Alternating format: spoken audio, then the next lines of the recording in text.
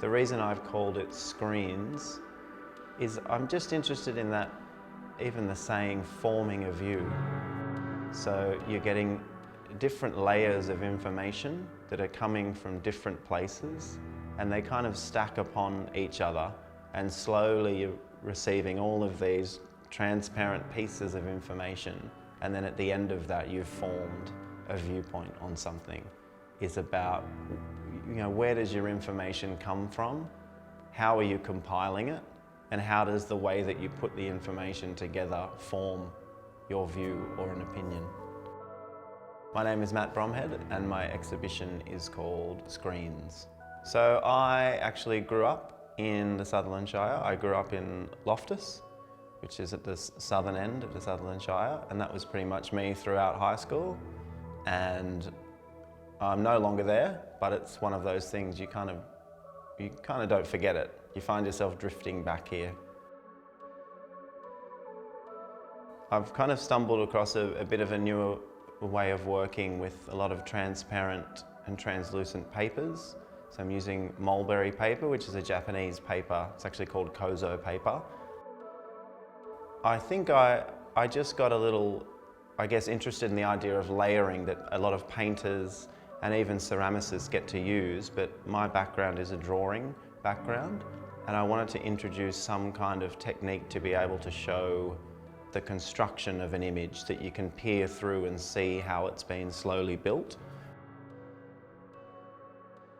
So I wanted to keep the ink, charcoal, mark-making idea, but I wanted to be able to layer them on top of each other. So my first thought went to, how can I do this? And then I've always been attracted to particularly Chinese calligraphy. I look at a lot of that. I spent some time in China.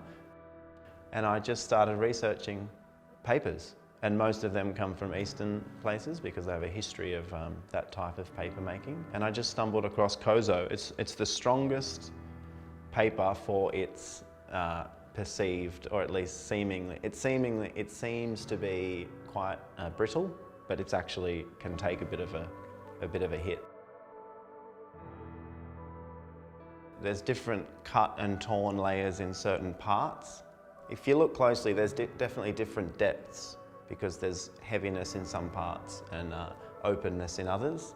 And then once they're finished, I lay a layer of rice paste as the varnish.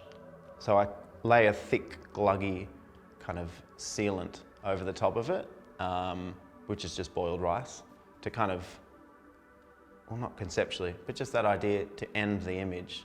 So it kind of freezes it as it is, even though it could theoretically keep going, because they are slow movements on top of each other. With the smaller works in the show, they're very much that feeling you get when you stumble across something new that you like doing or you see potential in. So they were made quickly and with a bit of vigour about them. I just want to slap this down here, there, build these up, scrap that, tear it. They were very, almost frenetic works. I thought I would attempt 3 almost summaries of those smaller works. And it was quite funny because once you actually go that large, just the process of it is you have to slow down, because you can't just throw or slap things on to a degree. You're picking up really large sheets of soaking wet, it's strong, but it's got a way about it.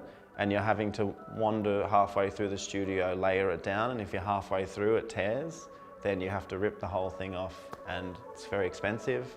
So it was much more physically arduous than I thought it would be, because I was used to just creating the small versions. It's an exercise in patience. With the sculptural work, I'm very much interested again in that idea of cannibalizing or bringing together what you already have.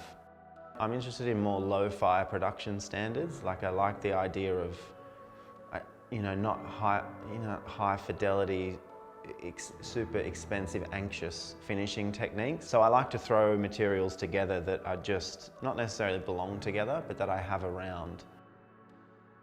Even if there's a certain line in one of those sculptural forms that I like, I will bring that into the image. I think things happen, what is that from the Tao Te Ching, that they say art is artless, or it should be. Wisdom is foolish. This idea of if you're trying too hard on something, for me, it's palpable. I don't like work that looks incredibly fussed about. I want something that just goes with things a little more. And you have to be okay with where things end up. And I suppose that's synonymous with, I guess, daily living. You can't control every event.